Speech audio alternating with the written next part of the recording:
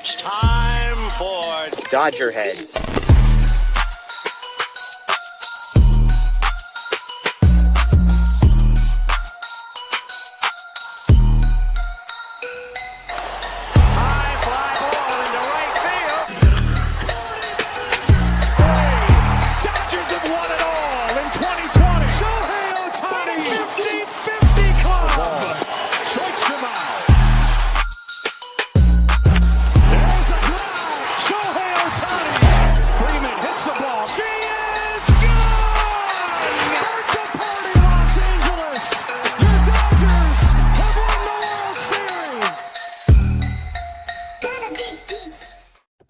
Hi, everyone, and welcome into the DodgerBlue.com postgame show, YouTube channel, live show, DodgerHeads, whatever you want to call it. My name is Matthew Moreno. Joining me, usual Tuesday night staple, Anthony Witrado, and special guest, if you will, Blake Williams. I know you've been busy over on the writing side helping me with things, and so we haven't had you on here for a little bit, Blake, and I think you're excited to you're going to put the Star Wars discussions on the back burner tonight, right? We're going to talk trades first. Is that okay? Yeah, that's fine. I mean, the trade deadline's my favorite time of the year, so figured I had to jump on before it actually comes up here or before they actually make a move. So here. There we go. Makes sense. Anthony, how's your Tuesday been going? Not too bad. I got to watch most of the game on a normal size TV, and then I had to watch some of it on the phone because we had day one of swim lessons for the 2.5-year-old. Nice. So Matt got to meet her a little bit before we jumped on, and she was very upset that the intro was playing when she came in to say goodnight to you, Matthew. So I had to tell her that you could hear her even though that she couldn't see you. So well, now you just let the secret out of the bag. So when she goes back and watches this, she's going to come back to you and say, "You lied to me last night, Dad. We have problems now." That's true. She doesn't. She's at the age now where she doesn't forget stuff. I can't just tell her whatever I want. Yeah. It's not the it's you're past the age of when, like, if they ask to go to a restaurant, you can't say no, it's closed. Like Disneyland is closed today type thing. Yeah, we're beyond that. We're beyond like maybe, or we'll see, or maybe we'll do that tomorrow. And no, she wakes up remembering. Yeah. All right. Well, hopefully she maybe she'll skip over the intro altogether and won't hear that, and your secret will still be safe. But we want to thank everybody who's joining us tonight on YouTube, Twitter, and Facebook. I got to admit, Anthony, Blake, I know about maybe an hour ago, I wasn't sure what type of postgame show we were going to have tonight. Tyler Glasnow struggled through a short start, if you will. The 2 home runs, the 5 walks, like it wasn't pretty. Shohei Otani, 4 strikeouts, 0 for 5 overall tonight. But before we get into some of the 2-out hitting that we're going to discuss, we have a couple super chats. And one of them kind of ties into that. Baseball Geek says, Freddie, Mookie, and Will make up for Shohei's 0 for 5, but that is actual strange good news, showing they can do it with him being at his worst.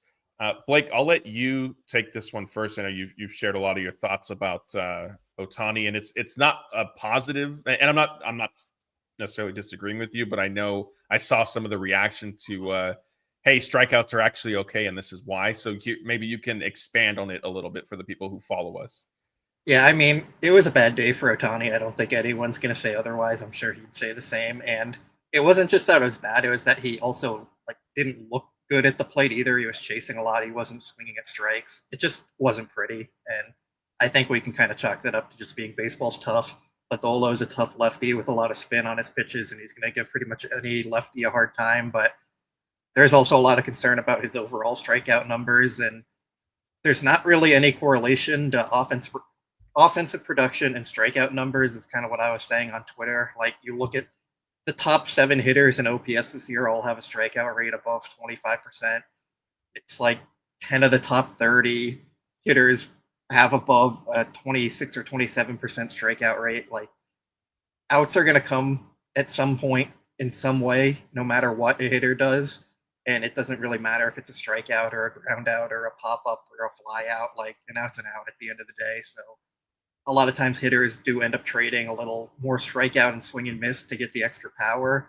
But then you see that on the back end where they're hitting more homers, more doubles, driving in more runs because of that. So, strikeouts aren't the worst thing in the world, even if, kind of in the traditional baseball sense, you don't want them. It's just Major League Baseball has adapted and kind of adjusted to saying, like, we can live with some strikeouts in exchange for more power. I think real quick, Anthony, before I turn over to you, one thing I'll push back on, just my personal stance. Like, I get what you're saying, like an out is an out, and some, like, I can see that, but also, let's say runners are on first and second, and Otani strikes out with nobody out, and Otani strikes out instead of maybe a ground out or a deep fly out to advance one or both. Like, in that sense, not all outs are equal. And I know that those situations maybe are less frequent compared to like an out being an out, but I think that's where things can get a little tricky. And go ahead. You can say the same thing on the double play side too. Yeah, like he could hit into a double play, and then you're like, a strikeout's the preferred outcome. If Otani put the ball in play today, they might not have had the ball to come back and win, because maybe it would have been the double play, and you wouldn't have had Freddie and Will come up, and then they end up losing. So, like, there is kind of the reverse to all these things of, well, this could have happened, but it could have happened the other way as well. And I think anytime you're looking into like the micro of an inning, you're putting in more variables there, where if you zoom out and look at the big picture, like, you can kind of say, like, it's not the worst thing in the world to strike out over the course of the season. That's fair. The other thing too is, I will say, with the strikeouts, not all strikeout then are created equally, right? Like, I think if he's striking out because maybe he's facing a tough pitcher, which I know some of that was happening today, but if he's really expanding out of the zone or just look at, uncompetitive at bats, like, to me, that's where I think strikeouts look worse. But Anthony, how do you reconcile Otani's strikeout numbers versus his production? Yeah, I think, look, in the macro, Blake's right. You trade the slug, home runs, doubles for the K, because I think overall the value of the slugging is going to far outweigh the strikeouts. And when a guy relies so much on slugging, the slumps tend to look like this, and it makes it look worse. Look at Aaron Judge in the playoffs last year. He caught a slump at the wrong time, and he looked like the worst hitter in baseball for a while. He was chasing stuff, and that's what tends to happen with those kinds of guys. And you just kind of live with it. Baseball has learned that the value of when they are hitting outweighs the strikeout stuff and the slumps. But I agree with you too, Matt, that not everything is created equal, because some of the at-bats tonight from Otani looked like he had no chance. And I think we're so not used to seeing him look overmatched and lost that when it happens, it really shines spotlight on it. That last at-bat, or the last strikeout, I should say, I don't remember if it was the last at-bat, but the last strikeout, there was not a pitch thrown anywhere near the borders of the zone, and he swung at all of them and didn't have a chance. So I think when it looks like that, it looks a lot worse, and we probably tend to react a lot worse. But if that's what the valleys look like, sign me up, because the guy's going to win another MVP anyway. That's what I was just going to say. Is all of this being said, look, we saw this last year. As great as Otani is, he's not, and this isn't a knock. Like, he's not perfect. Like, no player is. Like, everybody is human out there. At some point, you go through some sort of slump. Blake is smirking about somebody that he knows is not human. So go ahead and tell us. Perfect. Okay, Joey Gallo. But yeah, I mean, Anthony, as you said, it's you take this with Otani, and as I just mentioned, we saw it last year. He won MVP, had a 50-50 season, and so he's just kind of going through it right now, as everybody. Mookie's sort of maybe turning a corner. Freddie Freeman had 3 hits tonight. There were certainly encouraging signs, and if you guys are hearing any sort of buzzing or weird sounds, we're trying to figure it out. I think Blake's mic is giving him a little bit of trouble here, so maybe he'll potentially pop out. So if you're watching us on YouTube and you see Blake disappear, don't worry. It's not us getting rid of him. He's just trying to troubleshoot a little bit. But in the meantime, again, thank you everybody who's joining us on YouTube, Twitter, and Facebook. We're up to over 1,200 people already tonight. We're going to get to some trade deadline stuff. It is at 3 p.m. Pacific on Thursday. We have kind of a roundup of the latest sort of news, not news, I guess, rumors and speculations and possibilities. And if you're listening via podcast, we appreciate you as well. Maybe at some point, come check us out on the YouTube channel if you have a chance to, Dodger Blue 1958. And you can also read our articles at DodgerBlue.com. We have a ton of content up every single day, and especially right now during the busy time. But before we continue with our planned show, we want to finish getting to the super chats, and we appreciate these from everybody. Aaron Garcia says the bullpen went from a dumpster fire to lights out in a week. Love to see it. Also, Conforto is the GOAT. Jeff is celebrating with us in spirit. Yeah, there was Jeff, Conforto made the running catch. He had the big walk. I think, did he have a hit or something? Or he hit 2 walks, I believe, if I'm remembering correctly. Maybe a hit earlier in the game. Anthony, it seems like Conforto, I know people don't want to hear it, but he is sort of maybe turning a corner. I know going into tonight, the broadcast said he was hitting something like 343 in his last 12 games. And I think in general for the month of July, he's actually been pretty good. Not even just for like his low bar. He's been pretty solid.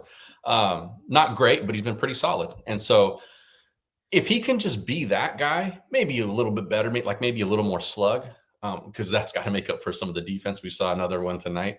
But if he can do that, then he's a totally capable player in this lineup, and let's ride. But I think that we've gotten so conditioned to complaining about the production that he's given us, that when it is a stretch like this, I think we're kind of like, yes, but it's coming at a good time because he's doing this while the offense had been slumping a little bit as a whole. And so, and when Muncy went down, so, you consider all of that, and it's been a welcome sign of life from him, the defense notwithstanding, but we'll take it. It's coming at a much needed time. Hopefully he can keep this up as the other guys maybe start to turn it around. Yeah.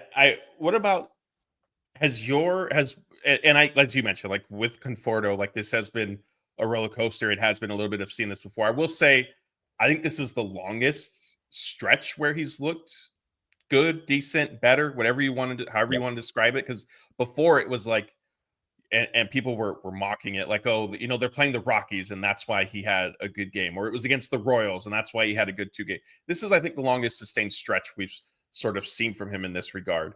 And before I ask you the question that I was going to, let's try bringing Blake back in here to see how this goes. Blake, give us a sound check. Am I good now? It's better. Yes, it sounds good for me. And I think, the chat will let us know if they have any trouble. Philip is disappointed, Blake, you didn't take off to Disneyland when you just disappeared. Yeah, I mean, it's kind of hot out, so I haven't been there in a bit.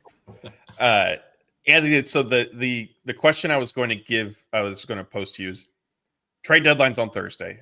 Obviously, like, reports are that the Dodgers are certainly looking at an outfielder or some sort of position player at the very least. Has your opinion of Conforto's future on the team changed at all with what you've seen from him recently? Because it has for me, and I'll share my thoughts after you guys get it. It has not changed in the fact that I would still like to get maybe a platoon guy with him, because I just don't think what is out there or what the Dodgers are shopping for, the aisle that they're walking down, I don't think it has a full-time, certainly absolutely better than what Conforto is right now kind of player out there. So I would like to see them still go get somebody, maybe a better glove, maybe hits from the other side of the plate, something like that. We'll see. But I will say this is certainly the longest sustained stretch of solid production that we've seen from him. We saw 4 games here, a week there, and then it just never lasted. And so I think from the organizational standpoint, that's me. I think from the organizational standpoint, they probably have seen enough to make it feel like it's not an absolute gaping hole that they need to fill where Conforto is standing. I think they feel good enough about it there. They backed him this whole time. They saw stuff that they liked. It's part of the reason they kept running him out there, aside from what they're paying him. But so I think for them, there's still a focus there, but the center of that focus, I think, has shifted solely onto the bullpen now. Blake, what's your stance on Conforto? Has anything changed for you as we're less than 2 days from the trade deadline? I don't think I ever really lost too much, like, in my Conforto stock on him. Like, he wasn't good, but I just don't see a real upgrade for him that's going to be available. Like, Stephen Kwan is the guy everyone's talking about right now, but he's a 115 weighted runs created plus guy, and I'm just like, I don't think it makes sense to give up the prospects to get him for what's probably going to be a minor upgrade over, like, that's essentially what Conforto has been throughout his entire career. So I'm willing to bet on that more than I'm willing to go trade a Josue DePaula or a Zaire Hope to get Stephen Kwan. I just don't think it's a real benefit for them. I think, like Anthony said, a platoon bat might make some sense, or just someone you can come in and play as like your fourth outfielder, give him some days off here and there, improve the defense. I think that's why we're hearing Harrison Bader's name a lot. But other than that, like, I just don't see them going out and making a huge splash to upgrade their left field spot. Yeah, I generally agree with both of you guys. I think for me, what's changed is I didn't see Conforto really playing and or potentially being on the roster past the deadline. And I know that some of that was, to your point, Anthony and Blake, like there isn't a huge, like, clear upgrade. And I didn't necessarily think the Dodgers would go and pay that price. But I wondered if, somebody like Brendan Donovan, who they've been connected to, if you acquire him, you slot, I mean, one, he can play left field, but you could also, slot him into second base.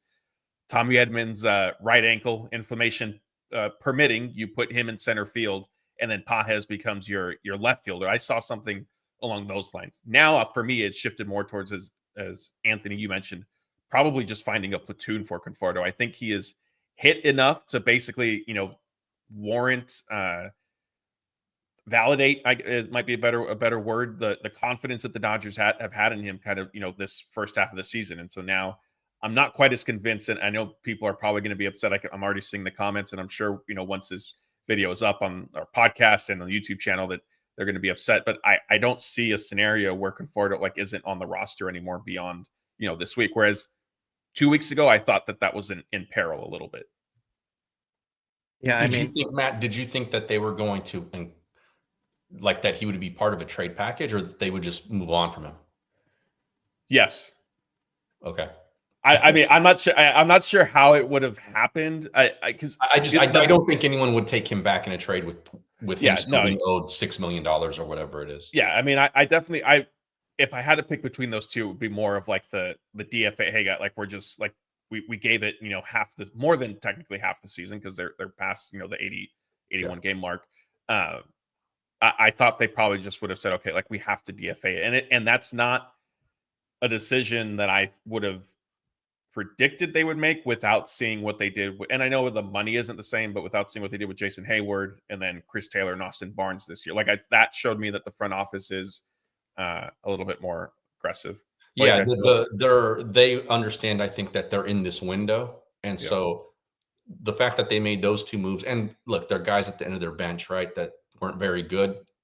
So it's a little easier to do that, to cut bait with those guys. But I do think it did signal, like, look, this window's open. We're trying to keep it open for as long as possible. So we're going to have to make sometimes the hard moves that, for sentimental reasons, even we might not want to make. So yeah, I mean, I guess at a certain point, I could have seen them moving on from Conforto in that way, but not anymore. Yeah, I think if it was to happen, it would have had to been like something with the Noah Syndergaard trade, where they dumped him essentially in a salary swap kind of thing for another player who was struggling at the time and got Ahmed Rosario back. Like, if there's a deal like that, I could have saw them maybe making it, but I think Conforto has showed enough now where they're not just going to give him away. They showed their belief in him in the offseason and throughout this whole season, playing him through all his struggles. Now that he's finally starting to show results, I just don't think they're going to make a needle-moving trade. And I know a lot of people are saying, like, Bader is just a meh player, kind of not anything special, but, like, that's the type of player they're probably going to target. It's not going to be someone who's going to come in and start every single day and completely change the lineup. It's going to be someone who's a fourth outfielder who can platoon with Conforto and upgrade the defense when you put him in there. And it's just not going to be a real needle mover. Or much in the same line of thinking of potentially trading Dustin May, the Dodgers look to sell high on Michael Conforto and say, look at this stretch he's on. You get some pennant team, you're going to get a red hot left fielder who can help boost your lineup. Like, maybe they try to sell high. Kidding, of course, in case people didn't pick up on sarcasm. Let's get to more of these super chats. Bacon Tree says, Mook, Fred, Will, Teo coming alive. Bullpen dogs, especially Vesia, Otani, and Tyler, rough night. Conforto fighting for his roster spot. Why is Ruiz still here? So we just discussed the Michael Conforto angle. Don't necessarily think he's fighting for his roster spot anymore. A big big showing from a lot of the other guys that Bacon Tree mentions. Obviously, Will Smith with the 2 big hits. Freddie Freeman, 3 hits tonight. Every run the Dodgers scored was with 5 outs. So that should make everybody happy because I know 2 we all outs. see it. Excuse me. Yes, with 2 outs, all 5 of their runs. We all see it on Twitter. The Dodgers can't hit with 2 outs, even though all you have to do is sort of look up the stats and filter, okay, how's this team doing with 2 outs? And oh, lo and behold, the Dodgers actually rank near the top, if not at the top in several categories. Why is Ruiz still here? I mean, injuries, right? Like the Dodgers are basically running out of guys. Blake, what do you think? Who else is going to come up and replace him right now? Like, it's kind of the situation they're in. And now Alex Freeland is up, and that's somebody who I know a lot of people were calling for. I guess the answer, Blake, if somebody says the Dodgers could call up Ryan Ward instead of Esteury Ruiz, what's your reaction to that? There's a reason he's still in AAA and has been his entire career. Like, they just don't believe it's going to translate. Like, I remember Rob Sagan was that kind of player where he was lighting up AAA and everyone wanted him up, and then he came up and didn't hit. Can't play defense, that kind of player. So we call them quadruple A guys. Yeah, it was interesting. Is Ward on the 40-man right now? No, he's not. Yeah, so I think that's also part of it too, because like if you were gonna make that move, it was gonna be in like June when Conforto was still mired in it, right? And you're gonna be like, okay, we'll take a flyer on this player, and you got to remove somebody from the 40-man. But the fact that they weren't willing to do that, I just think shows what Blake just said. Like they have a certain feeling about Ward that he's not that, and so they weren't willing at least at that time, to knock somebody off to bring him up for a guy who just they didn't feel belonged. And if it didn't happen then, it's certainly not going to happen now. Yeah. Let's see. What's our next super chat? 300 GJW says Shohei Gallo needs a day off. He looks fatigued. We need more than 4 or 5 innings out of our starters. 300. I have extremely bad news for you. Not only is Shohei Otani going to be in the lineup tomorrow, but the Dodgers are going to, at best, get 4 innings out of their starting pitcher tomorrow. Either one of you guys feel strong? I mean, look, like fatigued, if you want to argue that, perhaps. But I think with this discussion, and not to pick on you, 300, I know like other people have said it, it's always interesting when they say, so-and-so needs a day off, can't be in the lineup. I think if you're discussing like somebody like Mookie, who's really been slumping, and Miguel Rojas was kind of, out hitting him, as Blake has documented several times over the past few weeks. And if you sit Otani, we've been discussing the lineup struggling. Like, who then is your DH if he's not playing? Like that would be my answer. Similar to if what was Esteury Ruiz, if he's not up right now, then who is? Like, Dodgers just don't have options right now, and I think that's the reality of it. But fatigue a big concern for either one of you guys? No, they just had the All-Star break like a week ago at this point. He had his 2 full days off, and he played like 2 innings of the game as a DH. Like, it was a break. I don't think that's the issue. Like, in his last 10 games, he has a 200 weighted runs created plus still. We're just kind of looking at one bad game from him. And he's coming off a 9-game hitting streak that ended tonight and 6 homers in those 9 games. Like, I think he's fine. Tonight was a bad night. He just looked bad, and it made it look worse. So yeah. We have to give some credit to Nick Lodolo too. Like, he's a pretty good pitcher. Like, not saying Otani shouldn't be able to hit him, but he's tough on lefties. Yeah. And yeah, I mean, I think, Anthony, as you mentioned earlier, it's also, with as great as Otani is, it becomes more glaring when he does struggle or have nights like this, because you're not necessarily expected. There's so much pressure on him to produce each time that it looks worse than I think it actually is. And he kept coming up in big spots too. That doesn't help the perception either. And he was chasing. So it's like he didn't help his own cause tonight. Like, he didn't necessarily get out of his own way. Get ready to learn Shohei Otani is pitching 4 innings tomorrow, though. Everyone who wants a day off. Yeah. At least he won't be batting leadoff. He's now hitting second. So they've gotten that. So take that concession and kind of be happy for now. Carlos Garcia says, what are the roster moves upon Snell's return? So yeah, this is with Alex Freeland coming up, the 40-man roster is now full. I mean, they could DFA, like, there are guys way down the 40-man depth chart that they could DFA. They could potentially, I guess, even Kiké to the 60-day. We're going to have an update on him here shortly, but there really isn't any progress. I'm skeptical as to whether we even see him play again this year. But also the reality is the trade deadline is Thursday. Blake Snell isn't going to be back until Saturday. And so there could be, if Dustin May is traded, that's obviously been speculated about. That could free up a 40-man roster spot depending on who the Dodgers get back. So with the trade deadline, it's a little hard to kind of predict what those moves will end up being. Laura says, Yankees are interested in May. What would be the return? I haven't fully seen that the Yankees are interested in May. I don't know if Laura, I don't want to call you out. I saw people. I think someone in the New York media said the Yankees are like the favorites for him or the front runner. Okay.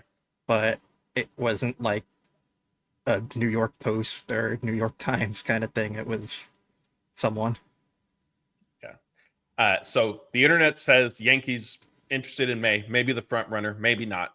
Whether it's the Yankees or another team, Anthony, what would you say is kind of a reasonable expectation on what May would net? The problem is I don't think May would just be the centerpiece of a trade, right? Like that's no, not for either team. I'm not familiar with the Yankees farm. Let's say it was May and like a decent prospect for something that was being shopped. I would then expect, I want to say a leverage reliever, but like the Yankees don't have those to give up.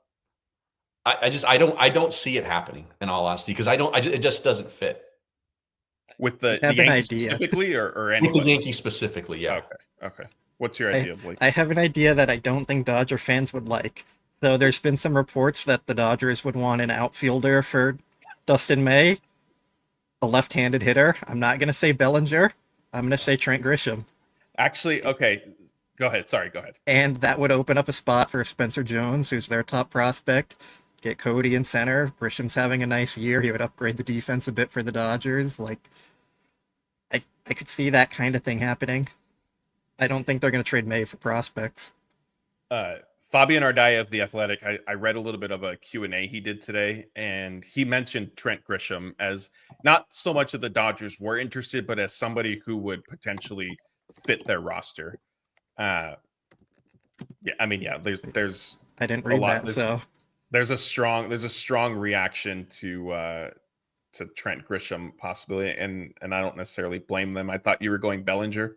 I think you could talk people into that. He's like their best outfielder after Judge, who's hurt, so I don't think they would move him. But Grisham, if they're trying to get a starting pitcher and don't want to trade prospects, I could see it.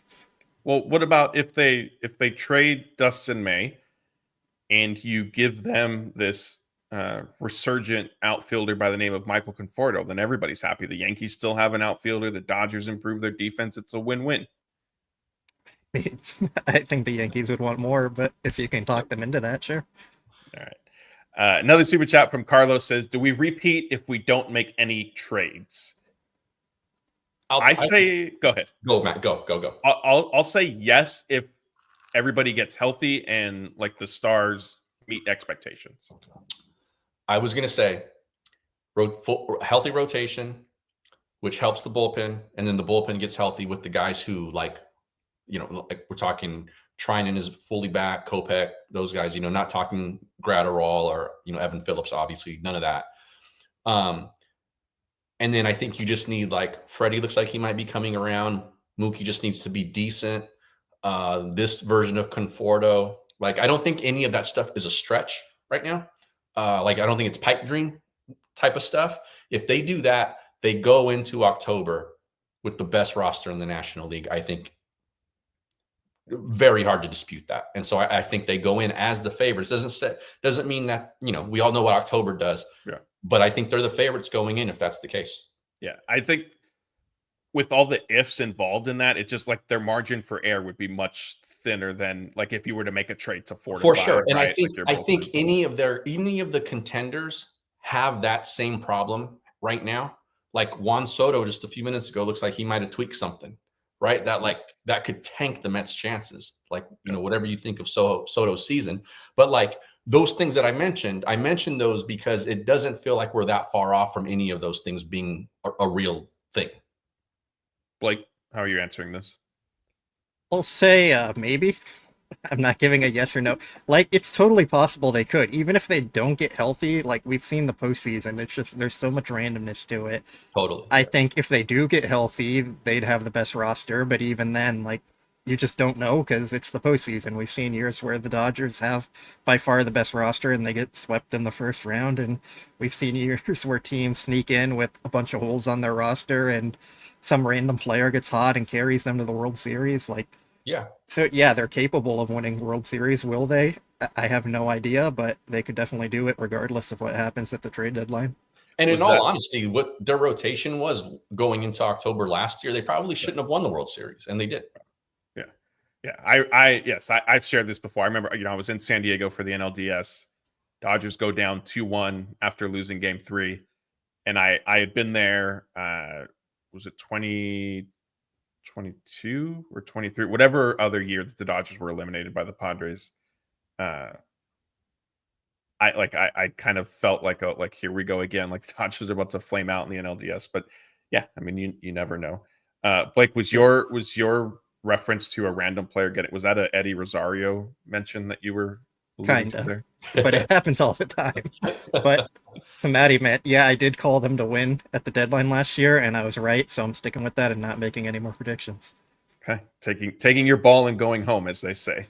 Peyton Brown says, Will Smith, the next Mike Piazza, also relieved to see our guys dialed in finally. So here's some optimism. We spent 10 minutes discussing Shohei Otani and his slump and some other players turning around. I mean, I think the Piazza comp is interesting. I mean, I don't know if Will Smith will have as much power as Piazza did, or at least as the young me remembers him having. Yeah, Piazza was a power hitter. Yeah. I mean, I know like Will Smith can hit home runs, right? But he's not. He can slug. Will Smith can slug. Yeah, the OPS is going to be good. He just might not hit you 30 homers a season. Right. Yeah. Blake's too young to remember Mike Piazza, so I'm not gonna send this one to him. I'll throw out there that Will Smith has the 12th highest weighted runs created plus of all time for a catcher, so he's like on a Hall of Fame track. Maybe a conversation for after he wins World Series MVP, but I think right now he's drastically underrated as an offensive catcher. Even in like today's game where he's probably the best one. It just feels like there's always been somebody that the fans will glob onto to say like he's better than Will Smith is. He's starting to get his shine now, though, like the All-Star games appearances and stuff like that. It's starting to come around, but still think he's underrated. Well, yeah, I mean, it wasn't all that long ago that Will Smith was basically just holding the spot down until Diego Cartaya was ready to come up, right, and take that. And then there was a little bit of with Dalton Rushing, and that Rushing has been put in a difficult situation as a backup catcher and all that, but that hasn't necessarily panned out so far. But yeah, I mean, we'll see if Will Smith makes it to the Hall of Fame the way Blake I will say he's going to be a Hall of Famer. I am fairly confident about that one. That would be a hell of a run. Obviously, I hope you're right, but I think for as under the radar as that guy has been, what's he in his 6th year? Probably something like that. Something like that. Anyway, 7th maybe. Feels like he's just been underrated the whole time, or at least flying under the radar the whole time. So for him to have a Hall of Fame career and carry that for at least, let's say, half of his career of kind of being an under the radar type of offensive catcher, that would be so impressive. Like that's a story in itself. You know what I mean? Like he's never been that superstar or looked at as like that superstar kind of catcher. But the numbers all say that he is. It's his 7th season up in the majors, but 2019, when he made his debut, was only 54 games, and that's when he was kind of getting called to and from OKC as different things were sort of happening. Yeah, I don't want to steal Blake. You'll have to bring up the Will Smith Hall of Fame track with Jeff, so you guys could sit down and have a nice 45-minute video where you both agree on one topic the way you usually do.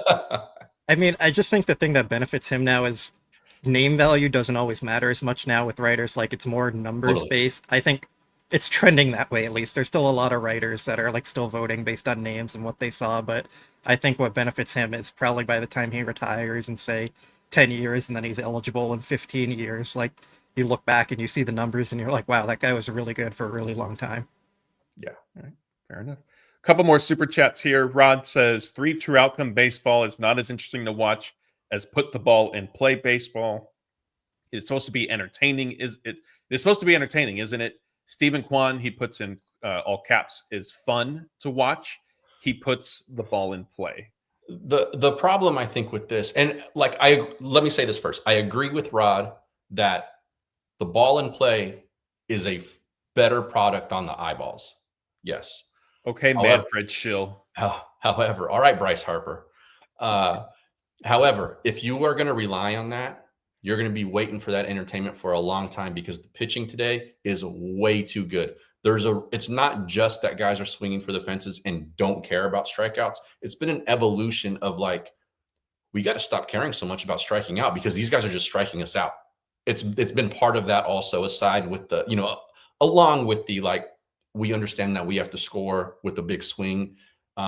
Because it's so hard to string hits together against so many specialists and bullpens and then starters who average fastball velocity is like 96 miles an hour. Like, putting the ball in play repeatedly against those guys is essentially impossible, which is why sort of the game has sort of started to tilt and shift the way it has. It's not just because the thinking about offense has changed. While it has, it's also come as an evolution of the pitchers more than the hitters. Yeah, and I think, look, if you're looking for somebody to put the ball in play to be a contact hitter, maybe Mookie Betts becomes that guy for you because he's not hitting home runs anymore. And he is now batting in front of Shohei Otani. So if he's leading off, if he's getting on base, then there's your contact hitter. Blake, is that something you agree? Does Mookie's batted ball profile, what are the nerd stats saying about him becoming a contact hitter? I mean, I've kind of been saying he needs to stop hitting fly balls and start hitting the ball on the ground more, which is against conventional baseball wisdom in this day and age, where you want more guys to hit the ball in the air and pull it, but he just doesn't have that power anymore. So I think he'd benefit from not hitting the ball in the air so much because he does that a lot. He's probably like 15% above league average and putting the ball in the air. So I just don't think that's the kind of profile that works for him anymore. But also regarding like the Stephen Kwan fun factor, Andrew Friedman is not building his team based on who is fun. He's building it based on who's trying to win. So like, I just don't think Kwan is going to happen. He's a good player. I just don't think they're going to meet the cost for him. Plus, speaking of fun, if I recall correctly, on the last game of the homestand, Kiké Hernández was in the dugout eating 2 popsicles, and everybody was all upset about it. He was just trying to have fun. So is that now we're asking for more fun? Kiké was trying to give it to everybody. I said this to Jeff on Sunday too, that about Mookie is basically the same thing that you guys are saying. He needs to stop hitting the ball in the air, because my point was he looks like a guy who has tailored his swing, crafted his offensive approach to hit the ball in the air, right? It's brought him great success. But with his power clearly sapped this season, he still got that approach, and you're seeing a bunch of lazy fly balls. Yeah. Very hard to remake your entire swing and approach in the middle of a season like he would have to do. But boy, it would be nice if he stopped popping up. Yeah, definitely. Peyton's clarifying his super chat. He said, when I was comparing Smith to Piazza, I was comparing as a Hall of Fame equivalent, not necessarily slugging. They're obviously different profiles. So yeah, Peyton, our apologies. Great point. Yeah, our apologies there. But yeah, I mean, that was where we ultimately landed. As you heard, Blake is the strongest out of the 3 of us in saying Will Smith is already, he's guaranteed. Blake won't guarantee the Dodgers going back to back, but he's calling Will Smith in the Hall of Fame already. Couple more. Another super chat. Jedi Engineer says, I loved hearing that Ruiz is getting taught bunts by Doc. Hope we keep working to unlock what Ruiz has now that he's free from the A's. Max Muncy Part 2 incoming. Jedi Engineer, I appreciate the optimism and wanting to see the best in Esteury Ruiz. This is not a Max Muncy situation like that. And the reality is, like, Max Muncy's turnaround also, like, it's just rare in baseball. Like, you don't really see that. The Dodgers, as I say that, the Dodgers do have a history of it. Like Justin Turner, had bounced around before really carving out a nice career for himself here. The pitching side, although it's I would say it's regressed recently, but the Dodgers were finding, hidden gems. But that was more like they would find a reliever or a starter to be really good for maybe a year or two, not necessarily what we've seen with Max Muncy, what we saw with Justin Turner. Yeah, I mean, I don't see Esteury Ruiz being Max Muncy part 2. What I mean, the bunting, I know, Blake, I know how you feel about bunting. Anthony, do you want to see, what do you think about Dave Roberts getting hands-on there to teach these guys how to drop a bunt down? I love it. I love it for guys where it can actually benefit them. Ruiz probably isn't going to be here long enough for it to matter, but I really do hope that they start to put that weapon into Kim's back pocket, because I think he can use it, especially for when he goes through like offensive struggles. He can kind of keep that in his back pocket and at least be a threat that way. Like, I'm talking bunting for a hit in that way, not like leadoff guy draws a walk and you bunt him to second. I'm not with that. Blake, what do you want bunting all the time? Advanced runners, second I'm and fine third? with bunting for hits. I'm not fine with bunting for sacrifice. And I think you're hopeful for Esteury Ruiz would be like a Reed Johnson type player, throwback 2010 Dodgers right there. Like, I just don't think you're getting a starting caliber player with him. He just doesn't have the tools. Next super chat's from Tim. He wants to know if anyone else seeing Pages not hustling on the bases. I don't know if he's referencing multiple instances. I know tonight there was the one chopper up the third base line, right, where I think he thought it was going to go foul. I mean, I think even if you think that, like, it is not a good look, like, you do need to run. But Anthony, you've been this has caught your attention as well. Yeah, I noticed it right away. He hit that, and as soon as he hit it, I was like, "Oh, that's a single. He's beating this out." And the camera pans over to third. You saw where he fields it. You saw the throw that he had to put on it, and then the camera pans back toward first base, and Pages isn't even in the picture. And it was like, "Oh, what the hell happened?" And they show the replay, and you see he basically stood in the box expecting the ball to go foul. It stayed fair, and it was not even a close play at all. So yeah, I mean, that's the stuff that we're living with him right now. You just got to hope that he matures and grows out of that stuff, because that's a ball you got to run out on. If it's that close, dude, you got to be running out of the box.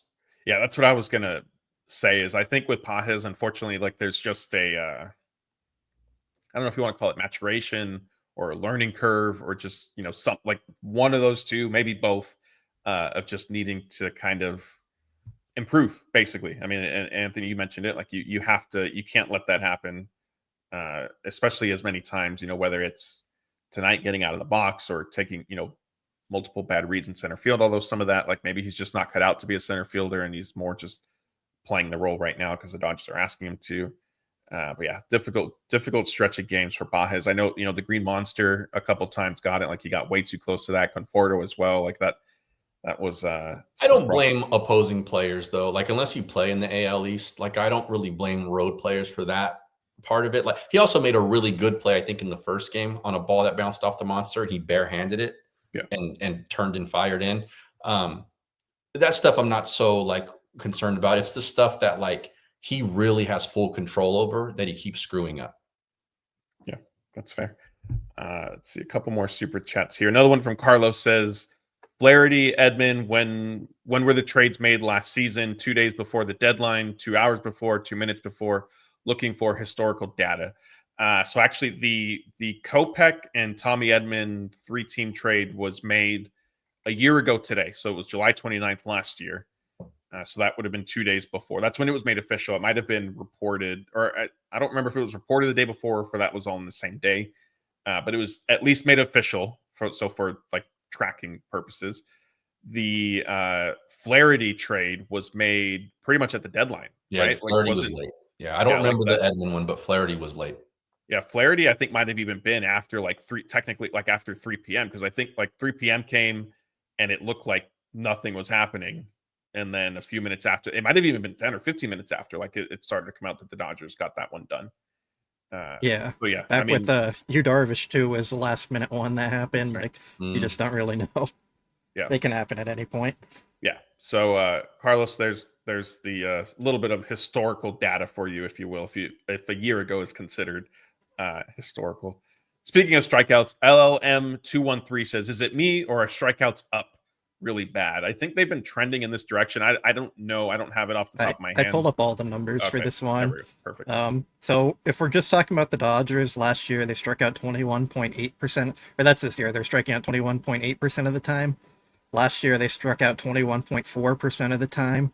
And since the All-Star break, they're at 24.5% before today. So probably went up a little today, but I mean, they're up, but not a concerning amount, really. Like, they're just in a bit of a bad stretch right now where they faced a lot of good pitchers and the offense hasn't been great. So I wouldn't really be concerned about the strikeouts. I saw something recently too that this is the first year in like, I don't know, a decade or something like that, where the number of total hits in baseball is actually threatening to be even or more than the total number of strikeouts, which hasn't been like that in, like I said, like, I don't know, maybe a decade. I don't necessarily think that means strikeouts. I'm not looking at the numbers. I don't necessarily think that means the strikeouts are down. It just maybe guys, finding some grass a little bit more this season for whatever reason. And probably maybe the shift stuff is The sort of shifting like stuff real, helps. like, Yeah, for sure. Yeah, The maybe the spin stuff helps with the pitchers. I know that's been around for a couple seasons already, but some of that might be helping too. There's a bunch of different contributing factors probably, but I thought that was just an interesting kind of thing. Strikeouts for the league were actually higher last year, 22.6% for the league as a whole compared to 21.9% this year. So yeah, I think there's just a lot of like confirmation bias into things and just what you remember recently. So no, hitters are going to strike out a lot regardless. Yeah. All right, let's get to watching the Dodgers recently, like since the All-Star break, like Blake mentioned, will make you think that. Yeah, definitely. Let's get to some of our topics here before we answer questions. We want to make sure we leave time for everybody to do that at the end of tonight's show. If you missed it, Hyeseong Kim was placed on the injured list today with left shoulder bursitis. Dave Roberts told reporters that he is going to be heading back to LA at some point, maybe tomorrow, perhaps Thursday, as the Dodgers continue their road trip. Kim is coming back to LA. He's going to receive an injection in his left shoulder. This was something that sort of flew under the radar at least until Friday night's game against the Red Sox when Joe Davis mentioned it. And then you saw Kim on one of his swings, like really start grimacing. And then Joe Davis mentioned it again during the national broadcast on Saturday. And then Dave Roberts was asked about it. And he said, oh, yeah, like he's been basically playing through some discomfort for a week. I have sort of joked. It's like that I like just because of the Dodgers' luck that this is going to end up being, I shouldn't joke, but I've thought that this could end up being more serious than maybe they're letting on. Anthony, I'll come to you first. At the risk of potentially knowing your answer, what is your level of concern with Kim's shoulder injury? Yeah, I'm a little worried about it. Bursitis is a thing that can linger. It's pretty painful from what I've been told from guys. Offensively, like, he is what he is, but like, I think he's a pretty good defensive player at this point. So you do want him back. The speed thing plays, no matter what the slumping looks like. So, you kind of want that on your roster and available to you. With that said, I'm excited to see what Freeland can do. I think that, a lot of people have been waiting to see this for a while with him. And so he'll have some time to prove, what he can do up here in a small sample, albeit. But yeah, I think that I do think they're going to slow play this thing with Kim. Like even if it is like even if it's on a 5 on a scale of 1 to 10, I think he's going to be out for a little while though. Like, do you see a scenario where maybe Freeland overtakes Kim's spot on the roster? If Kim is out for 3 weeks, maybe a month, just because they're being cautious, if Freeland does, capitalizes on his opportunities, whether it's a start here or there or a pinch hit chance in a game, do you see a world where maybe Freeland ends up taking the roster spot? I could see him taking like the role of the primary second baseman kind of thing, but I don't think it would be the roster spot because they could just get rid of Ruiz. We don't know if Kiké's coming back. Like, they have the space there for both of them to fit on the roster. So, yeah, I think Freeland could definitely run away with the starting job for them this year. I know Kim has been in that role for like the last month or so, and it hasn't been great. He's hitting around 200 in that time. So, I mean, yeah, I think the door is open there for Freeland. Yeah, you mentioned Kiké Hernández. He's next in our injury updates tonight. Dave Roberts said Kiké had some what he described as non-surgical procedures on his left elbow. So it sounds like more than one. What they were exactly, Dave Roberts didn't share. Frankly, he might not necessarily know. And third, you guys have been with us long enough that Dave Roberts could have said, this is what I think he had, and there's a chance that he might have had a misunderstanding or misspoke. This one for me, I am thinking UCL for Kiké at this point, just because before this update, Dave Roberts did tell us at the end of the Dodgers homestand that he hadn't started any baseball activities. I did see Kiké playing catch. Anthony, I told you, we joked about it because you said it was like a quarterback. Like Kiké was throwing with his right arm, but a trainer was catching the throw back for him, so he wasn't taking any impact to his left arm or elbow or hand. At this point, I would be surprised if Kiké is back. I think for me, what this is shaping up to be is they're going to try and get him ready for the September and or the final 2 weeks of the season to see if he can be available in October. Blake, do you have a different sense when you've been at the stadium with any of this? No, I don't think so. I mean, when they say procedures, I was thinking, like, was it last year or the year before when Muncy had the chiropractor adjustment or whatever it was, and then last year, like fixed his issue? Like maybe that's what Dave's talking about. But yeah, I just wouldn't expect Kiké to be back this year, to be honest. Yeah, Anthony, you more optimistic, or are you on the same wavelength? I was on that wavelength kind of when it happened, just based on the way they were kind of talking about it. We may not get any Kiké October magic this year. Yeah, I'll be unfortunate. All right, we'll see. I mean, it's the procedures, hope maybe they'll help. Maybe it was a PRP injection type thing, but like I said, I am worried that at this point it is somewhat is pretty significant. Especially, it doesn't seem like his condition has really improved. Like Dave said, the non-surgical procedures were to treat some of the discomfort that he's still dealing with in his left elbow. This has been a common thing I've seen, so we should say it probably wasn't when he was pitching. It's his left elbow and not his right elbow, so he would have been pitching with his right. So I think what Kiké or Dave has said, actually maybe Dave, I don't think Kiké has spoken about his injury now that I think about it, but Dave Roberts relayed that it happened on a slide into home plate during a game against the Guardians. So I haven't gone back to double check that or figure out like what it looked like. But if anybody in the chat wants to go pull that up, that is the story on how Kiké hurt his left elbow. All right, let's get to some trade deadline stuff. And we have another super chat from Peyton that ties into it. It says, odds on us getting Hyeseong or someone equivalent. Also, what do you think they'll trade? Blake, what do you think the odds are of Hyeseong? 5%. 5%. Okay. And someone equivalent, I'd say like 1 or 2%. I don't think it's going to happen. What I think they're going to do is get Brock Stewart and Harrison Bader from the Twins and call it a deadline. I think they'll be happy with that. And I don't think fans would be happy, but it would improve their team. They wouldn't have to trade from their farm system a whole lot. It just seems like something they'd do. Brock Stewart fans are going to remember the Brock Stewart of old. They're going to have to look up what Brock Stewart became once he left the Dodgers. Che says Otani has some of the worst swings as a 3-time MVP. He's going through it. He's been going through it for like a day, essentially. Like, again, coming off a 9-game hitting streak, 6 homers in that time. I think when he struggles, it gets magnified by us, the fan base, because he's the guy. He is that dude. Tom Brady or Patrick Mahomes or somebody throws a pick 6, it gets magnified. Doesn't make those guys, all of a sudden terrible.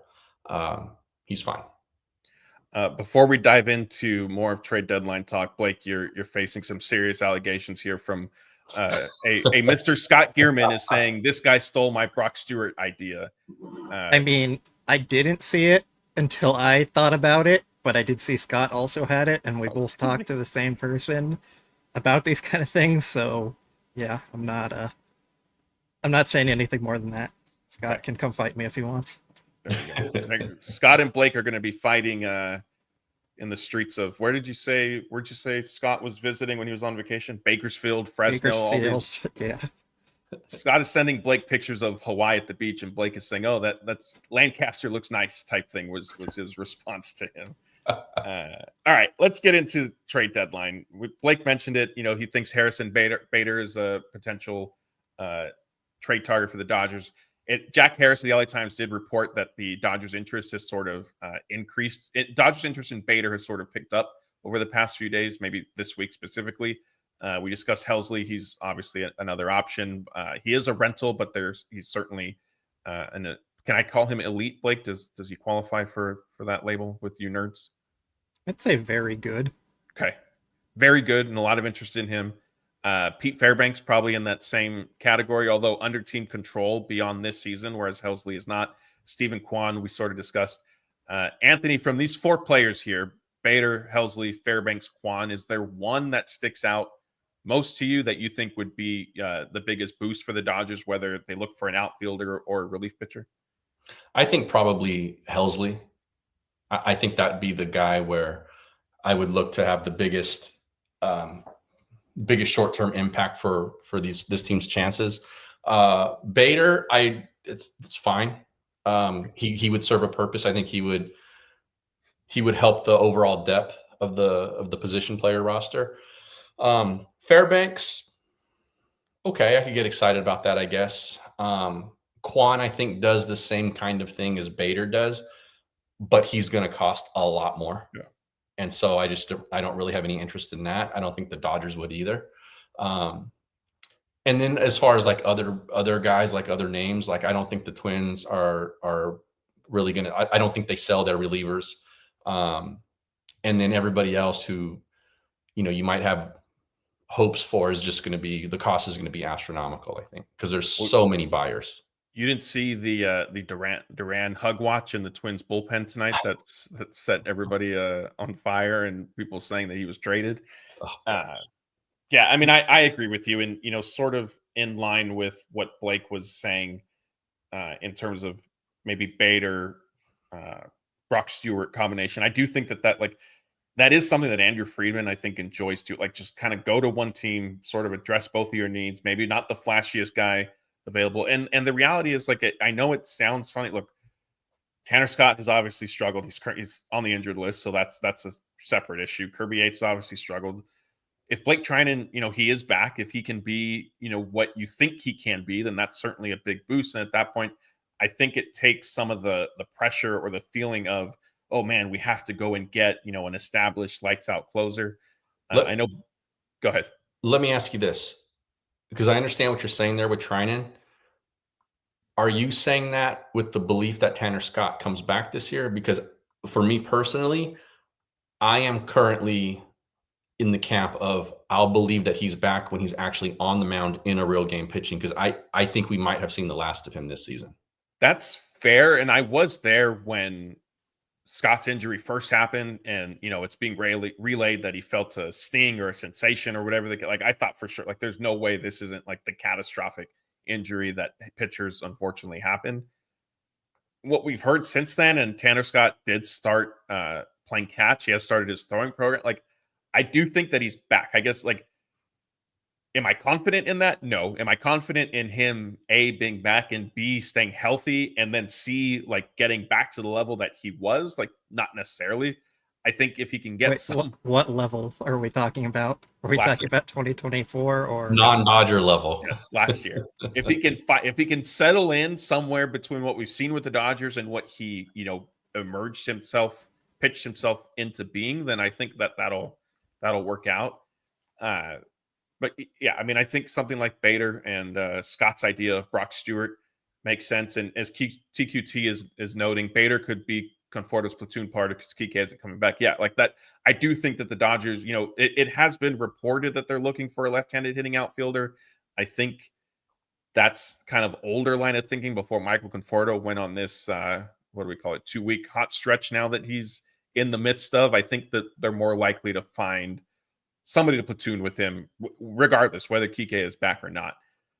Blake, I'll give you kind of the floor to sort of share your trade deadline thoughts. I know you just sort of read Scott's idea of Bader and Brock Stewart to the chat, but if you were, these, like, kind of similar question I gave to Anthony, like these four names, maybe not Bader because you did already mention him, but Helsley, if they were to look somewhere else, is there somebody that sticks out to you?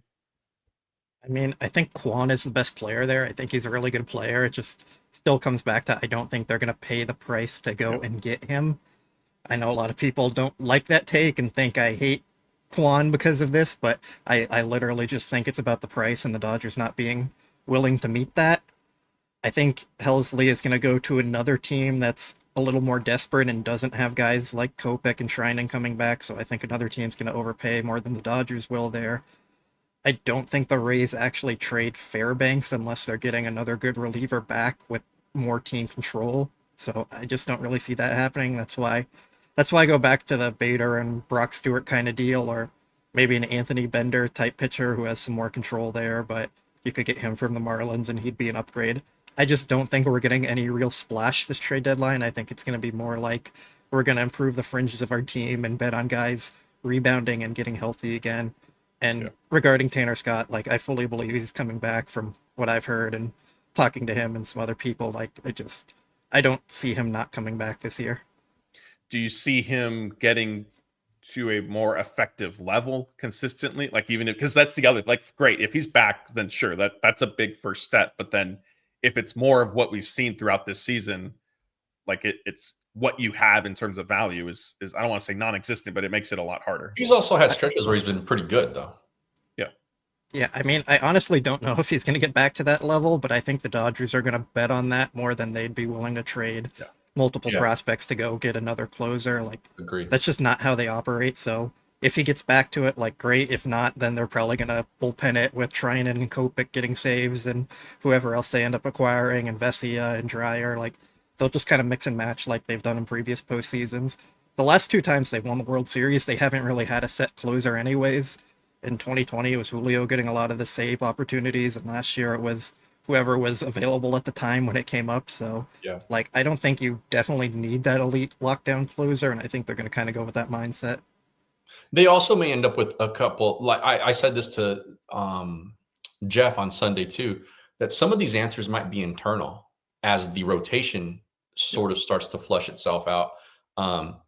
You get maybe a Sheehan if they keep May. Maybe those guys end up being, some key pieces in your bullpen also.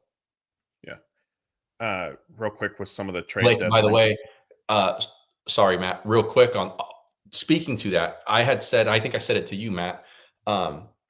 It's interesting to me with those two guys going into the pen, especially May, where because of the Otani rule and Otani being a kind of a full-time part of the rotation, I would say by October, right? He's giving you 6 at least probably. Then May could potentially fill like a 2-arm slot for you.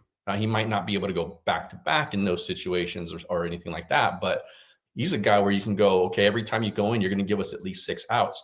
And Jeff pointed out Blake's ideas of what May looks like the first time through the order and how that sweeper might play. Maybe he ticks up a little bit on the fastball too in the bullpen.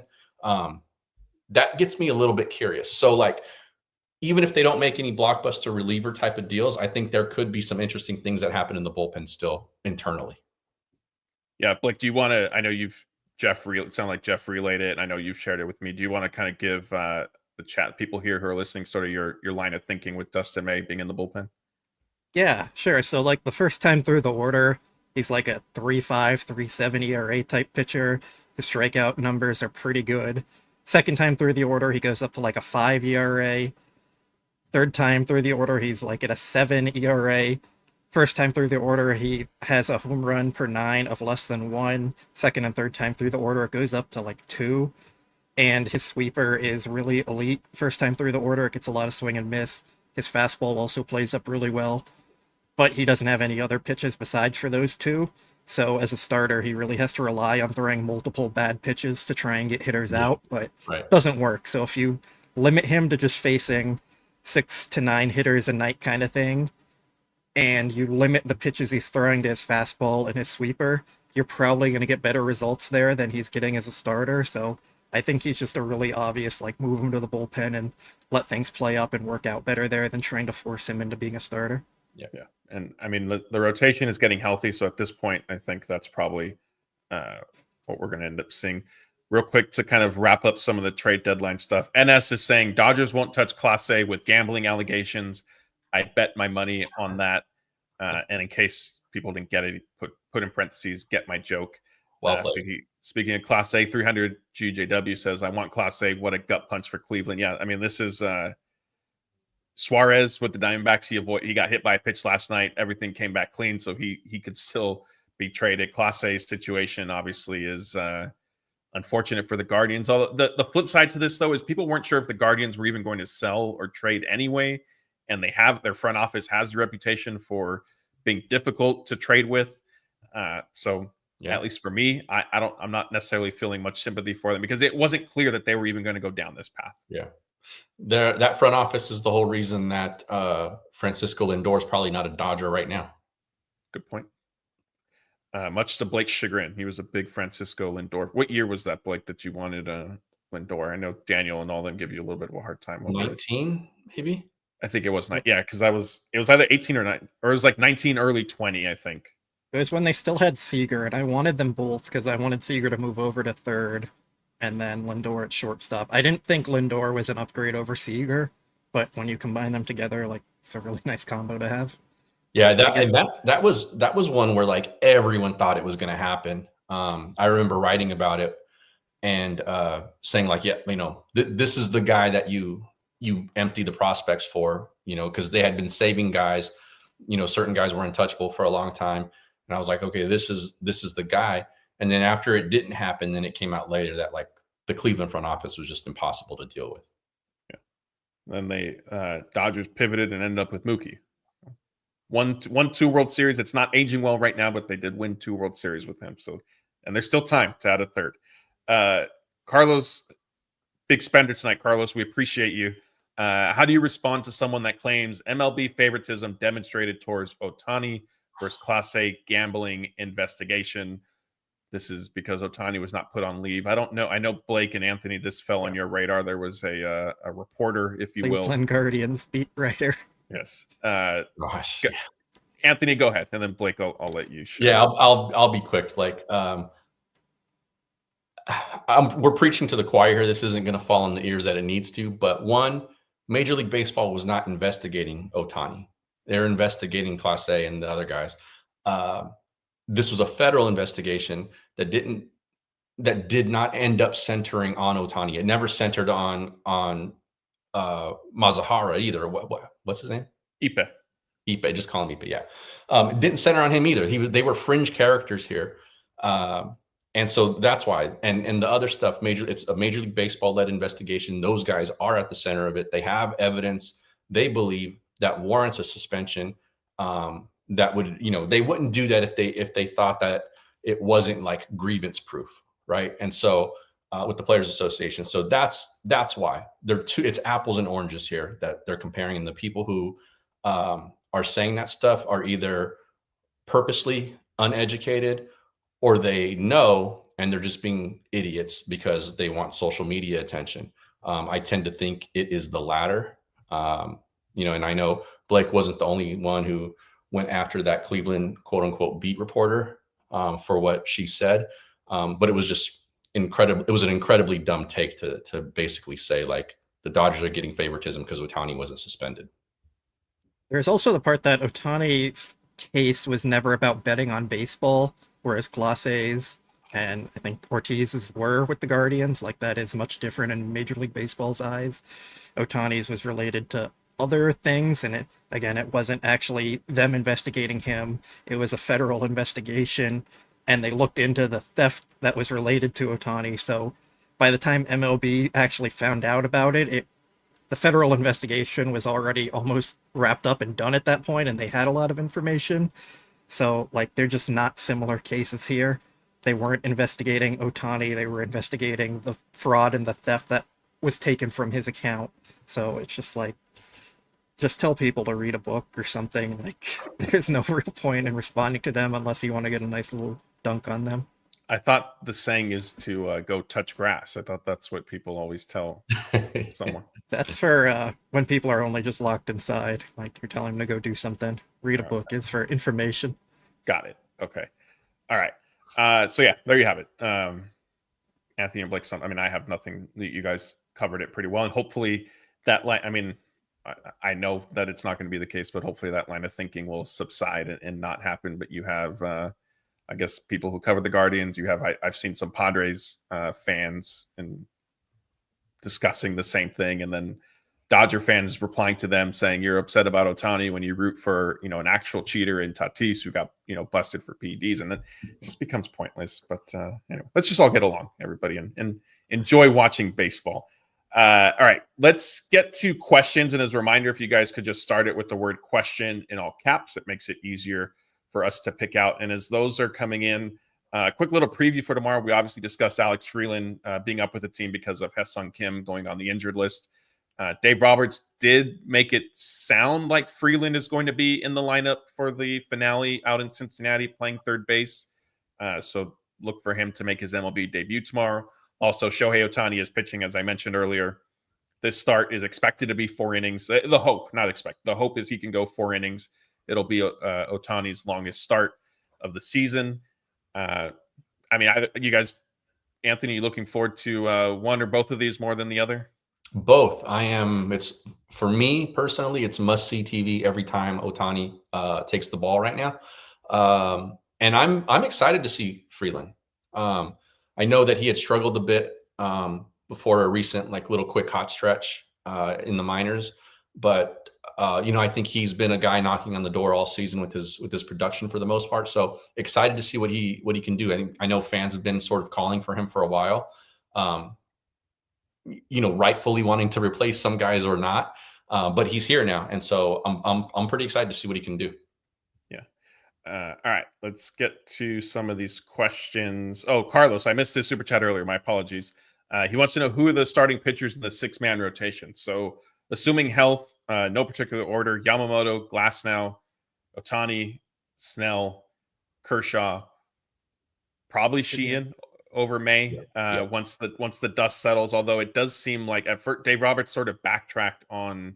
He initially said with Otani going 4 innings, the Dodgers weren't going to have a starter piggyback with him. Then he told reporters today that Sheehan could make a relief appearance tomorrow, which made sense. I was surprised when Dave made his original comments because kind of looking at the rotation, the way it was shaping up, you have Kershaw on Friday, Snell returning Saturday, and then Yamamoto pitching Sunday. So you need a spot to kind of slot Sheehan in. And I'm sure, heading into an off day on Thursday, if the Dodgers can get 4 innings from Otani and 4 or 5 from Sheehan, obviously 5 covers the game. If you get 4, and then you just need 1 more from your bullpen, especially after tonight with Glasnow's short start, that would certainly be a big boost. But those are the 6 that it's looking like. Again, knock on wood, health permitting, because the Dodgers have not seemed to get there yet. Not a question, but DM24 says he hates when Blake and Scott fight. So you guys need to settle down, make amends with each other. The kids in the backseat are crying, you too. Yes. Another one sticking with this really quick. Mixel Felix says Blake and Jeff think alike. He says Anthony, the smart one, is on the other end. This is hilarious because I can attest to it. Anthony can attest. Blake and Jeff agree on very little. If you guys could see some of the stuff that they text about, you would not be saying this. And this is going to have to get clipped and sent to Jeff because Jeff is going to be besides himself thinking that somebody believes Blake and Jeff have the same thoughts. So thank you for this. Just for Jeff, I got a propel here. There you go. There you go. Yeah, I heard about that. I'll save that for the end. The Blake and Jeff back and forth in the group chats always deserve the Michael Jackson eating popcorn meme.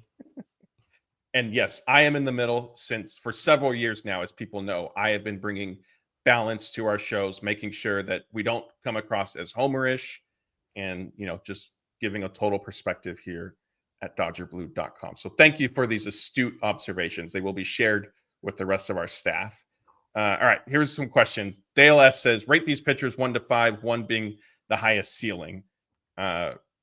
Robleski, Sheehan, Stone, River Ryan, and Landon Knack. So 1 through 5. Do either one of you guys have your list ready? Kinda. I mean, I hate to say it, big Landon Knack guy, but he's the clear number 5, and I don't think anyone's going to debate that one. Totally, yes.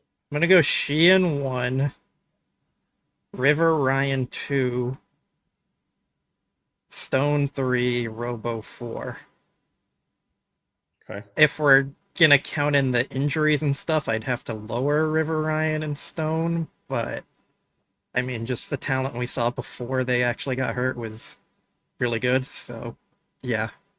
Yeah, if I'm going based on that, what Blake just said, just off the talent, I think River Ryan, Sheehan, Stone, Robonac. Yeah, I think that's fair. I agree. I don't want to continue to muddy conversation. We have a lot of great questions here, so I want to make sure we get to all of them. Diego Ortiz, it's not a question, but he thinks he didn't think we were valuing Stephen Kwan correctly. If you think he's the same as Harrison Bader, you're out of your mind.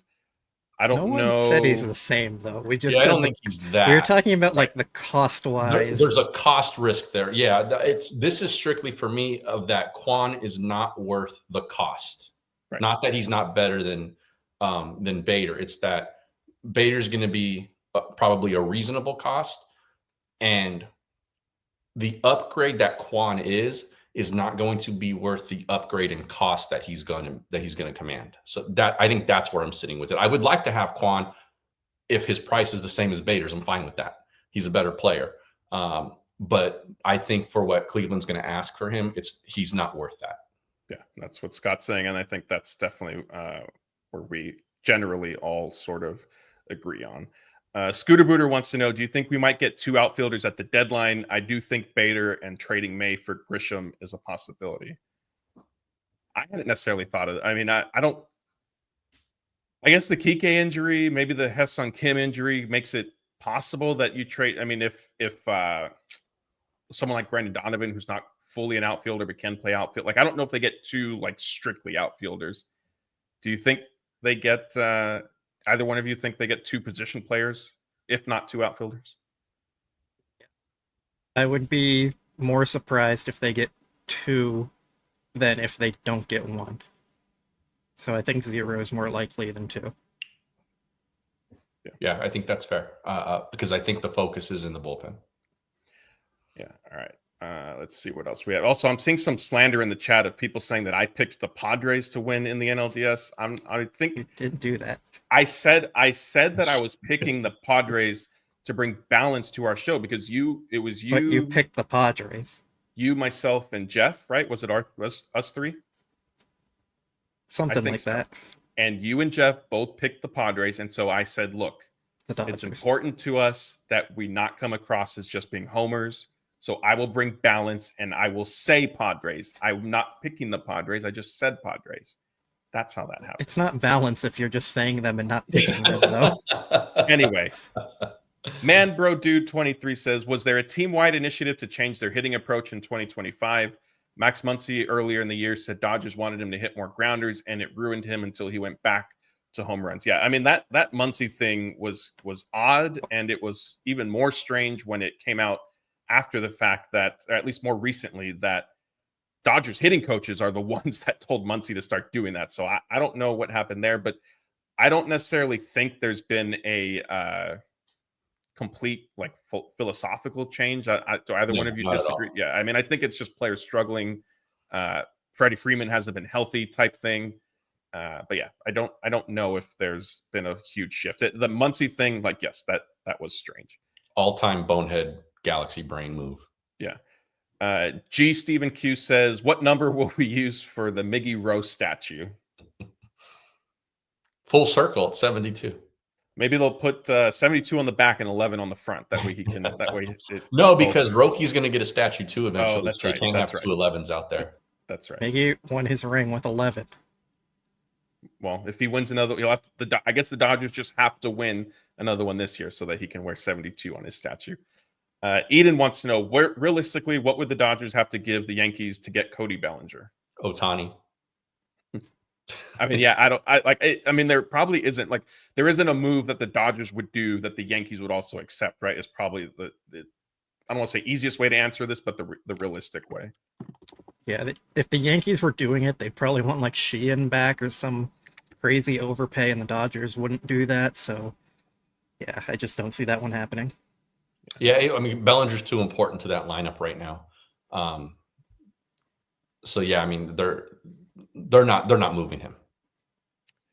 So a couple of related questions. Aaron Vaughn wants to know, who are your prospect untouchables? Blake, you go ahead. I mean, for me, I don't really ever have an untouchable except for a few players like Corey Seager was an untouchable prospect. I just don't think there's anyone that's going to be available at this deadline that they need that's worth giving up any of their prospects that they have right now for, like the top ones. So like the Zaire Hopes, Josue DePaula, Mike Sirota kind of players. Like, yeah, I just don't really see anything that makes sense where the Dodgers could move one of those guys to upgrade their team now, and it makes sense to do that. So Yeah, I'm of the mind that none of these guys are untouchable for the right player in return. With you, I don't think that player exists on the market currently.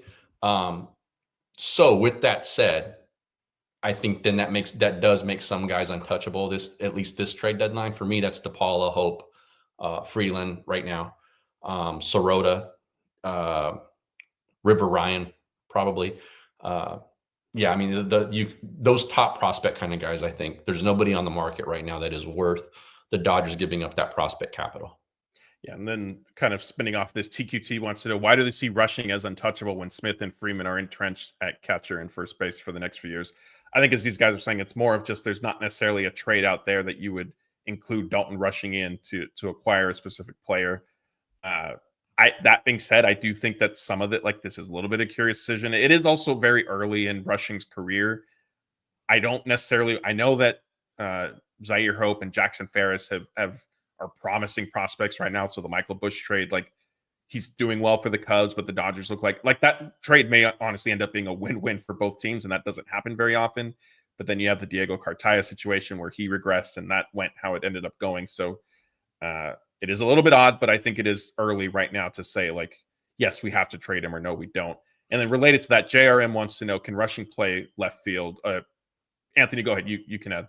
What were you? Yeah, I was just going to say, like, if this were like last year and, like, let's say the Tigers were selling guys and they were like, you know what, this isn't working, and Skubal was on the market, then yeah, Rushing, Hope, like those guys then become on the table, right? Like but there's nobody like a Skubal right now that is going to entice not just the Dodgers, a lot of teams to part with their top prospects. Blake, the rushing in left field, when I know, like, I think you've talked to a few different people, and it just doesn't seem like that's plausible going forward. Yeah, it's like Teoscar, but worse kind of thing out there. So it's just not happening. Like, they could put him out there; he can play out there, but no, it's not happening. He's capable of standing on his 2 feet out there. Well, he is. Hey, you have Michael Conforto making plays out there in left field now. So I know I brought up the Green Monster a little while ago, but tonight he made a running catch in the gap, so he's trending up. He's 1 for his last 1 in opportunity. That was a nice play. Didn't he also let a ball fall, like, right in front of him at his feet? I don't remember that. I don't remember that one, Anthony. You're asking too many questions. I'm sorry. KOG386 says, if there ever was a time to trade from pitching depth, wouldn't it be now, when next season even more arms are coming back? I mean, yeah, this is a needle that the Dodgers are sort of threading, right? And I think that's why you're seeing, Dustin May's name in some trade rumors. The other side of the coin is, every time the Dodgers think that they're getting enough starting pitching or having too many starting pitchers, something happens and they end up needing every last available arm that they have. So it is somewhat of a balancing act. That being said, real quick, because we do have a lot of the questions, is Dustin May traded at the deadline? Yes or no? Blake, you go first. I'll say no with like 40% no, or 60% no, 40% yes. That's pretty high. Anthony, what do you think? No. Yeah, I think he's here. I think he's here too. All right, let's see. We have some food ones that I'm saving for the end. Rod wants to know, what's the most exciting play in baseball? I'd go with a triple with a runner on first. That's a good one. Oh, nice. Yeah, that's good. I would say a double in the gap. Well, first of all, it's Freddie Freeman's grand slam in the World Series. That's the most exciting play in baseball. But generally speaking, I like the double with the runner on first, because that play becomes a lot closer, and it's a question if he's even going to be sent. So I kind of like that one. When there's a runner on first and there's no outs, and you get a nice sack bunt to move him over. I mean, we did have people telling us that is what is fun baseball. Another one from Rod. He says, do you think that going to 12-team playoffs damaged the trade deadline? I do. Anthony, you're going to have to plug your ears. I know you were stumping for Rob Manfred earlier. I think it has, because you get owners presenting themselves, or these teams, front offices, however you want to look at it, saying we're not going to sell because we think we're still in it, when it's just a fake, if you will, attempt at trying to sell hope to their fan base when they're like 8 games back and you're, the Pittsburgh Pirates, although the Pirates might kill to be only 8 games back, but something along those lines. So I think it has hurt the trade deadline. I will also say, I think the trade deadline should be pushed back a little. Like if you were going to the expanded playoff format, let's maybe move the deadline to middle of August to give teams a little more clarity at that point. Not something, it's just a thought. But Blake, how do you feel about the trade deadline and the expanded playoffs? Yeah, I think it's hurt it because more teams feel like they're in it for sure. There's more teams buying, less teams selling, more teams saying like, we're not going to do either. We're just going to kind of stand pat, see what happens. So yeah, I mean, I think moving it back would make some sense. Maybe in August 1st or August 31st trade deadline, or August 30th, whatever the last day of that month is. So yeah, I think that would make some sense and it would be fun. Anthony, how do you view this? Yeah, I think it's obliterated the trade deadline, and it's really watered down what the regular season means as well. So, yeah, I'm not a fan of it. I thought that one of the shining gems that baseball had in its crown was that you really, like, the regular season mattered more than the other sports, and you really had to show that you were one of the best teams in your league to make it. It's on the verge of becoming like the NBA playoffs, where half the league makes the playoffs. So yeah, I think it's done damage to not just the regular season, but certainly the trade deadline. And with all of this, I think it's interesting that they took away the waiver wire deals in August, because that still created some buzz for the sport. Now that's gone. So with that gone, I didn't understand why the deadline stayed at July 31st. I thought it should have been moved back. So I'm with you guys on that one. Yeah. Maybe that'll get addressed in the next CBA. I hear early negotiations for that are going great from and all indications. To your point about the Pirates would wish that they were 8 games back. I highly disagree, because then they would have to actually be buyers. They have an $88 million payroll, and word on the street now is that they're looking to shed cost. And so if we think a salary cap is fixing this game, the people who are advocating for that are sorely, sorely mistaken. I think Bryce Harper had a few thoughts on salary cap discussions the other day that I'm sure everybody happened to come across. Shelly wants to know, what about Hunter Fiducia? Do we hold on to him? Yes, I don't see him getting traded, just from the standpoint of, one, I think if Dalton Rushing is traded at some point, like, you need somebody like Fiducia who has come up already and gotten his feet wet at the major league level. 2, I don't know if he would necessarily be a big enough piece that would warrant, like, a team would say, okay, well, we also want Fiducia in this. I could see it as a throw-in, but like not a main piece. Okay. Manbro23 says, I feel Otani being taken out of the leadoff spot has blatantly affected him at the plate. Your thoughts? So I haven't looked at this. I mean, Anthony just meant like he was just on a streak of hitting 5 games in a row with a home run. Then it snapped. Then he hit another home run. I mean, I don't think it's that. I think it's more of anything, he's just in a slump. Either one of you guys feel, Anthony, you think that this has been a big change for him, that he's impacting his results?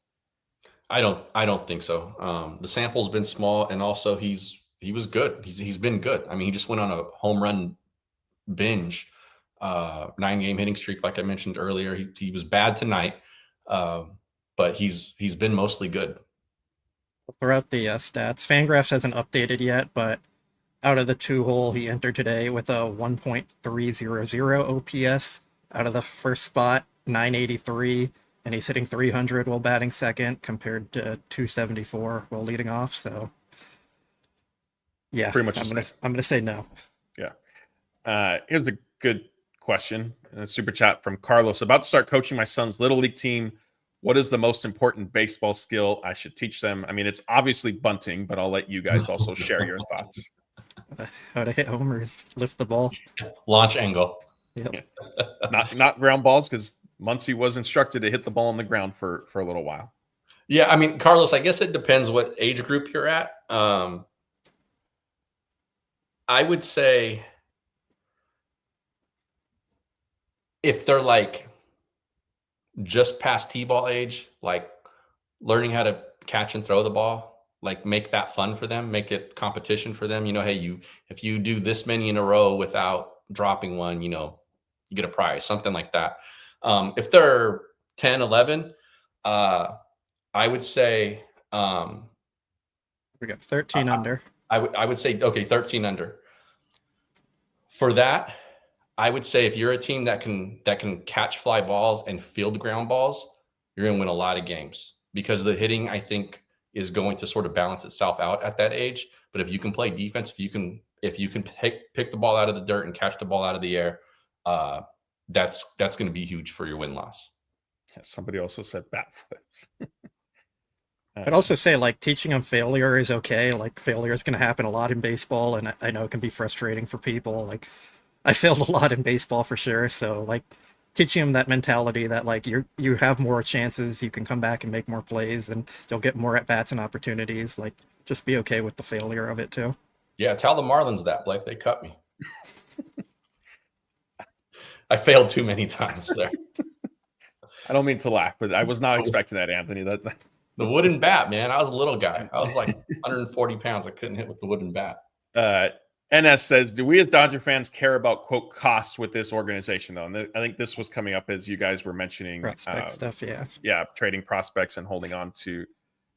I think it matters from the standpoint of, like, it's always a factor to some degree, especially if you want the Dodgers to keep spending the way that they do. Like, they do need to also maintain and develop. They need to be able to develop and then maintain these young guys to infuse into the roster at some point. So, I mean, sure, like, if you want to go for broke and it works, great. But if it doesn't work, then you've potentially have set yourself back for not just that season, but the year after that, maybe 2 years. So, I mean, yeah, it does need to be factored in to some degree. And what percentage, I think, is where the sliding scale probably is. Yeah, I think with this, too, is that the Dodgers are going to consistently draft at the back of drafts. They're going to be penalized for spending the money that they spend, which is going to impact draft capital. So I do think that prospect capital is more meaningful for them than it is for some other teams. This team's shown that they're willing to spend the money. They're not always willing to spend the draft capital, because that's more important to them than the cash is. Yeah, for me, it's more about just running the organization well and not doing dumb things just because you can. And also, like, when you look out at this team 5 years from now, you're going to have Otani at 36 years old. You're going to have Mookie up there at like 37 or something. At some point, you're going to need younger players to step in and start taking over some of that production from them, because they're probably not going to be carrying this team at that point. Freddie will be gone. Muncy will be gone. So you're going to need guys who can come in and step up and help keep the team productive down the line. Yeah, so NS is following up. He's saying, so no parades over prospects, huh? I mean... No, yeah, I'm not saying that all. Parades over prospects all the time, 7 days a week. Okay. But that doesn't mean you just go and make dumb decisions. And I think the problem too, and I know this isn't a popular thought, like, this line of thinking is one that the three of us have individually shared. Jeff, Dan, like, we all tend to align in, like, if you go and trade your top two prospects at the deadline every single year, is it guaranteeing you a World Series? No. If it was, if somebody told Andrew Friedman, hey, if you trade your top 5 prospects this year, you'll win a World Series, like, he might do it for the World Series. Like, I think there's this narrative that Andrew Friedman doesn't, perception that, and maybe narrative, that he doesn't care or doesn't want to win or just wants to be a prospect hugger, this and that. But I think it's just that there's no guarantee, unfortunately, with going down that path. And if you take that big swing every single year and it doesn't work, you're doing, significant harm to your franchise being able to sustain itself at the level that the Dodgers have been at. And I know ultimately it is about winning World Series, and, like, none of us disagree with that. But you need to also be able to give yourself as many good bites at the apple as possible. And that's what Andrew Friedman and the Dodgers front office sort of focus on. All right. We have gone an hour and a half. There's a food question in here that I see. And then there's some good-natured comments to some of the back and forth banter we had. So if you were sticking around for strictly baseball, here is your warning that these next 4 or 5 minutes are going to deviate from that a little bit. I know stick around. I am seeing a lot of regulars in here tonight who know how we do it. Nobody's complained about food. So Cole wants to know, in honor of National Chicken Wing Day, are you bone in or bone out? Also, what sauces are you requesting? And Cole, if you're still in here, I'm assuming the sauces, are you asking like flavors on it or like to dip in? So maybe we'll answer it both. But if you wanted a specific one, clarify for us. I'm out on chicken wings, so I'll defer to you guys. Blake, you're a big chicken guy, so where are you going with this? Everyone's gonna hate the answer, but I'm going with bone out, and I know everyone's gonna say they're not real wings and all that. I don't care. They're good. They're good. You get more meat. It's not like 40% bone and 60% chicken. It's all chicken. So yeah, you can enjoy your bone. I'm just gonna enjoy my chicken nuggets and be happy. Yeah, there. Scott said that they're chicken. That's all right. Anthony, I'm bone in. That's my preference. And then if we're talking like traditional sauces, like I'll go buffalo sauce. Like whatever you got that's got some spice, I'll take that. And so I will say my brother-in-law and his wife actually they tried some place out by them. They got a bunch of wings, and the flavors they ordered were original buffalo, ancho chili lime, hot honey mustard, honey barbecue, and sweet red chili. Let's see. The feedback was sweet red chili, I think, might have been the best one that they liked. So there are people out there celebrating National Chicken Wing Day. And the sauce is ranch. I didn't answer that. Ranch is always the answer. Blue cheese, I think, from the right place though, is very good. Ranch. I'm a big ranch guy too. I just think there's room for blue cheese. Nope. Let's see. So Blake in line. There were some comments here.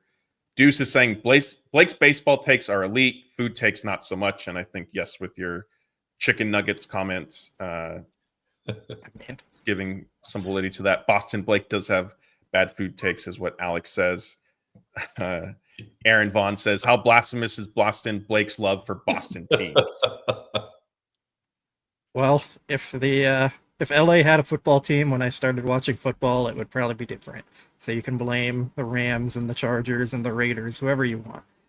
But we didn't have a team. Okay. There we go. Let's see what else. David wanted to know, what's Jeff doing making some s'mores out at camp right now? He might be. DM24 says Blake's takes are better than Jeff's. So I'm sure Blake will clip this. Blake will clip this after the show and be sure that Jeff sees it.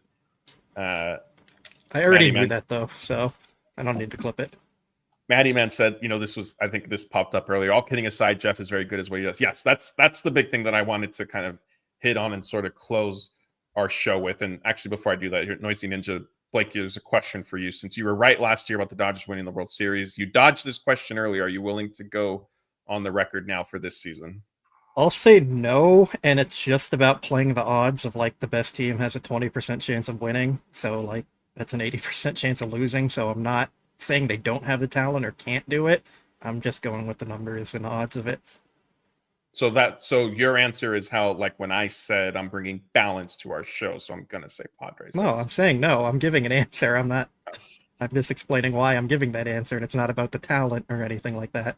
Got it. Yeah, you jumped this. I agree with Scott. I was going to say wait to answer until the trade deadline. Maybe we'll give you, if the Dodgers make some moves that look like they're somewhat significant, we'll check in with Blake again to see if they get like Paul Skeens or something crazy. Like, sure, I might change my answer here, but like that's not happening. So okay.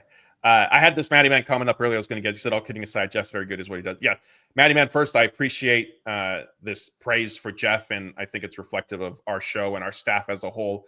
As you guys, I'm sure, can tell, we give each other a hard time both on these live streams, in text messages. And at the end of the day, it is all fun. We're joking around. Everybody knows that it's just messing around. We all have our quirks about us that get needled, and that's, I think, what friends do, and that's what we have become. And honestly, with Laura, with Eden, Maddie Man, you, GI, a lot of Dong, hepatitis, see you later. Like a lot of our regulars in here know that about us, and I can't stress enough how much we appreciate the endless support you guys have given us, whether it's a Tuesday night after a win or Anthony and I doing another post-game show after the Dodgers were losing a bunch and Jeff conveniently was unavailable for those. It is all a bunch of fun, and we really do appreciate you guys. And again, we are marching towards 90,000 subscribers. Once we get there, we think there'll be a nice push then to get to 100,000. And once we get to 100,000, we'll be able to do a big giveaway to reward all the support that we've received from you guys. Also, please be sure that you're checking out our website, DodgerBlue.com, and our app, Dodger Blue 1958. You can find us in your app store. And if you're listening on podcast, please be sure to subscribe, rate, review as well. And yes, the last thing I was going to close on, are we doing a trade deadline show? We are. And we're going to, if you're with us last year, we had a bunch of rotating people on. We're going to, I think our plan is to start it at 2:00 on Thursday afternoon. The deadline is at 3 p.m. And Anthony's going to be involved. Bruce is going to be involved. Jeff is going to be hosting. He's going to stop. He's going to put the s'mores down out at camp to come host for us to do it. Daniel, I think, will rotate in. And then once the writing stuff sort of looks like it's stabilized after the 3 p.m. deadline, Blake and or myself will hop on to discuss what the Dodgers probably did. I mean, it's safe to say there's going to be at least one move. What Blake, they didn't do. Yeah, I mean, yeah, or that. Why didn't they trade for so-and-so? Maybe it'll be that type of show. But yes, we will be doing a deadline show. So again, as a reminder, the easiest way to join these live shows is to subscribe to our YouTube channel and ring the notification bell. So come check us out, Dodger Blue 1958. If not, it will be up after the fact on our podcast. So if you are a podcast person only, we have you covered as well. And as a reminder, DodgerBlue.com, if you want to read about all the updates and things going on, we have you covered there as well.